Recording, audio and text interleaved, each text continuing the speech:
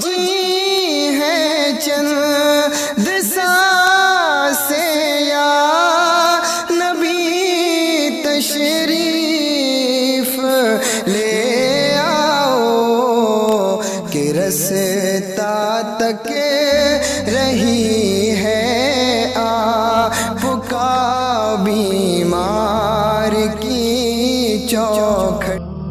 عن الفحشاء والمنکر، بے شک نماز بے حیائی اور بری باتوں سے روکتی ہے۔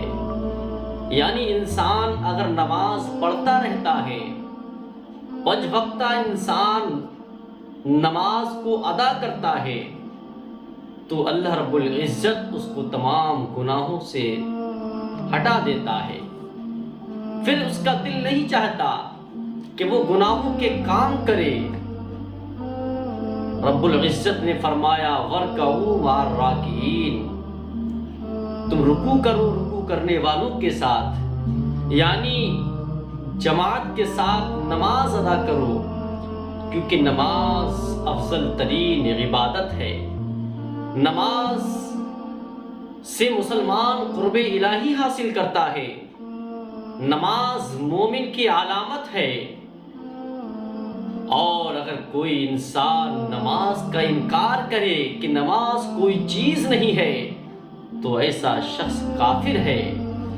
اور اگر انسان وقت پر نماز نہ پڑھے تو وقت پر نماز نہ پڑھنے والا گنہگار ہے۔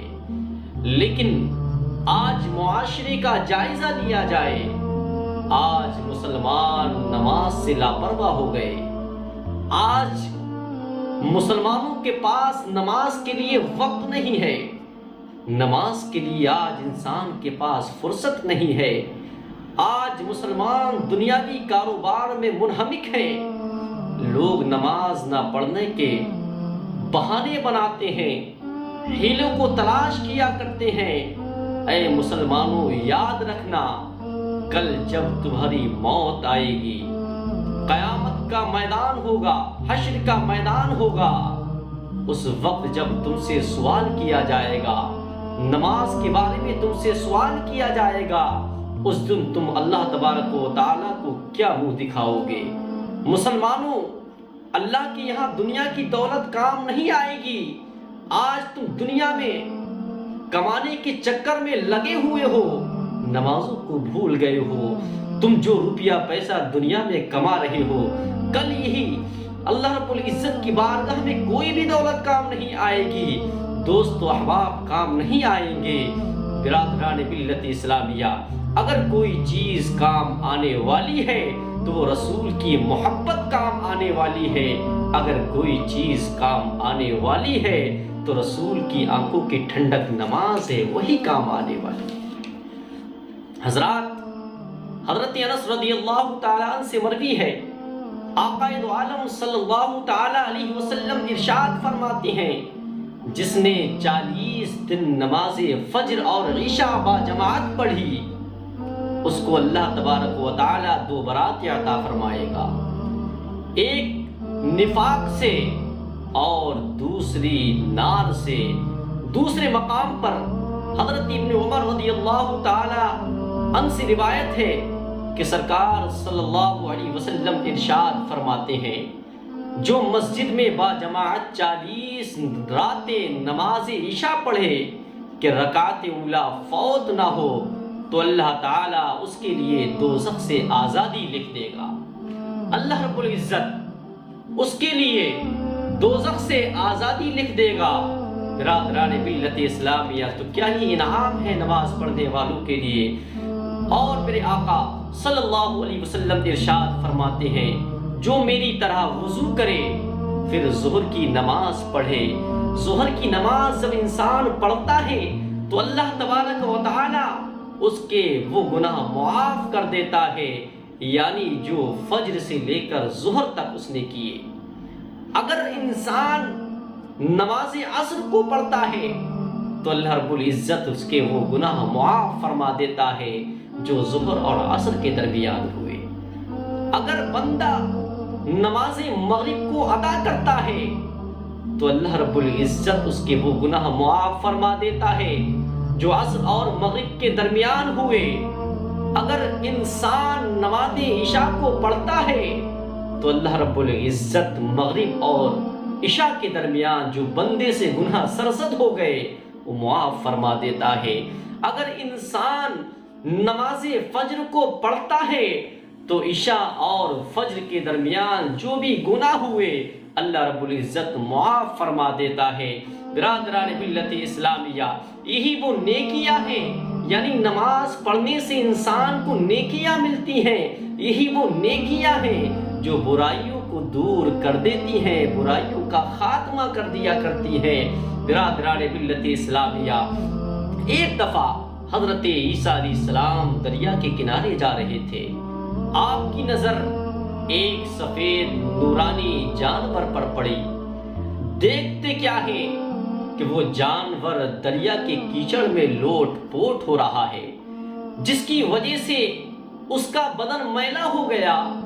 پھر وہ جانور وہاں سے نکل کر دریا میں نہاتا ہے، صاف و شفاف پانی سے نہاتا ہے، جس سے پھر وہ جانور سفید ہو جاتا ہے، چمکدار ہو جاتا ہے۔ وہ جانور اس طرح سے 5 مرتبہ کرتا ہے۔ حضرت عیسیٰ علیہ السلام جانور کی اس حرکت کو دیکھ کر متعجب ہوئے، تعجب کرنے لگے۔ حضرت جبریل علیہ السلام نے آپ کو متعجب دیکھ کر فرمایا، یہ جانور جو آپ نے دیکھا یہ امت محمدیہ کے نمازیوں کی مثال ہے، اور یہ کیچڑ ان کے گناہوں کی مثال ہے، اور دریا ان کی نمازوں کی مثال ہے۔ برادران ملت اسلامیہ، اس کیچڑ میں لوٹنا گناہوں کی مثال ہے، گناہوں کی مثال ہے۔ جس طرح یہ جانور کیچڑ میں لوٹا، نہا دھو کر پاک صاف ہو گیا، اسی طرح امت محمدیہ کے گنہگار لوگ ان 5 نمازوں کے سبب اپنے گناہوں سے پاک و صاف ہو جائیں گے۔ اگر بندے نماز پنجگانہ کو ادا کریں گے اللہ رب العزت ان سے ان کے گناہوں کو مٹا دے گا۔ برادران ملت اسلامیہ، ہم کتنے خوش نصیب ہیں کہ امت محمدیہ میں پیدا ہوئے، کہ وہ امت تمام امتوں سے افضل ہے۔ ہماری عبادت تمام امتوں کی عبادت سے افضل ہے۔ اگر ہم سے بشریت کی بنا پر گناہ سرزد ہو جاتا ہے تو اللہ تبارک و تعالی نمازوں کے طفیل ہمارے گناہوں کو معاف فرما دیتا ہے۔